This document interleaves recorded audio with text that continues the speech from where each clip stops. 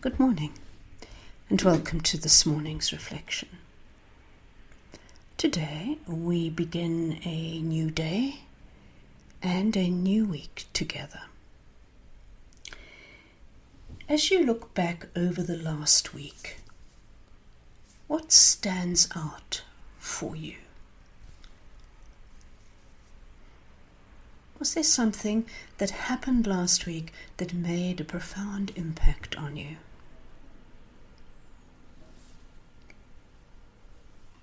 And as you recall that event, it might be helpful to think about noticing where God was in that moment. And what was God trying to teach you in that moment?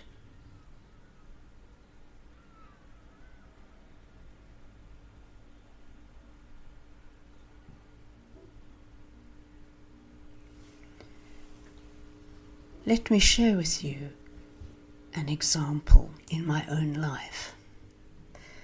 Last week, a friend of mine had to have surgery. She had a basal cell carcinoma and had to be removed from her cheek, just next to her mouth. Now, a basal cell carcinoma is not dangerous, and the operation itself was relatively minor. So I took her to the day clinic where it was to be done. In the waiting room hung a huge chandelier, making the place look more like a hotel than a clinic. A nurse came to call my friend to go through to the wards. The nurse, Janet was her name, happened to be an old family friend of mine that I had not seen for many, many years.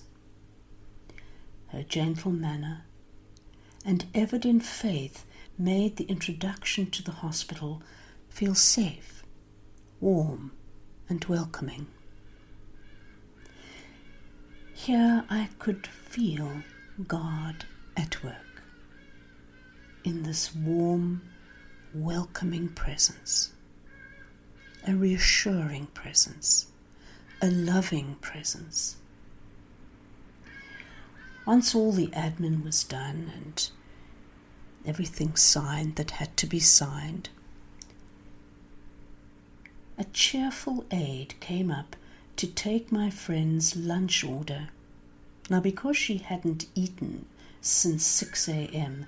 that morning, the very promise of tea and food was an utter delight for her.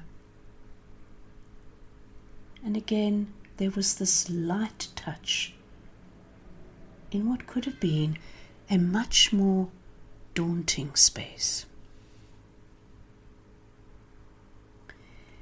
As more patients came in, I listened to Nurse Janet go through the same procedure again and again. And each time she did so with careful attention to the needs of the patient. Here was someone quietly and calmly doing God's work of loving others. I then had to leave to go and put a new battery in the car, but when I returned, my friend was already in the theatre. I sat for a while reading, and later she returned, looking groggy from the sedation and sporting a large white plaster down the side of her face, which made her look remarkably like a racing Ferrari. The operation was over, and all was well. The staff was so gentle. They brought her tea in a beautiful teapot with a toasted sandwich garnished with parsley. And they kept checking on her, and so she felt safe.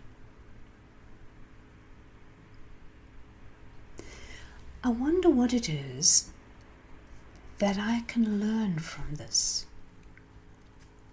What can I bring from this? What could God be teaching me in this space. And I think what's come to light is that in some ways the church is a hospital. It is a hospital for the soul. We have people come to the church who are hurt and who need healing. They may not have been there before, or perhaps only a very long time ago, and they are nervous. Could we not learn to behave towards those who come to church as the hospital staff did for my friend? Could we not reach out and put them at ease, explaining what is going to happen? Have conversations with them that reassure them, that welcome them, that answer any questions they may have. Should we not invite them in and stay with them so that they have someone who's able to guide them and facilitate with them whatever might be happening in the service that day? Could we not share who we are with them? Share some of our faith with them and ask them where they are in their faith. And then when the service is over, could we not go and get them a cup of tea instead of just pointing them in the tea direction? And find out then how the service was for them. Perhaps introducing them to some of the people in the congregation so they may feel more and more amongst friends. And then, when they leave, see them off and wish them well, inviting them back for the next service. And like you go to the hospital for a checkup after you've had an operation, perhaps we can check up on them during the course of the week, reminding them that they're amongst friends, they're amongst family who care. A hospital is a place of hospitality, and when that hospitality is done with love, it makes all the difference to the patient who is being treated. A church too is a place of hospitality. I wonder if we could not do better than we do.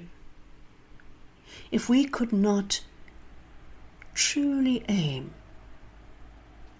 to be lovingly hospitable in the same way that I experienced in that clinic last week.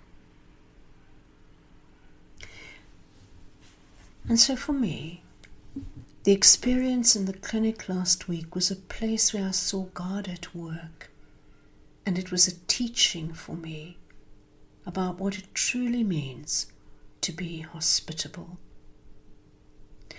And so may you today consider where God was in the last week, and then ask, what was He teaching you through that experience, and how do you take that into the coming week? Amen.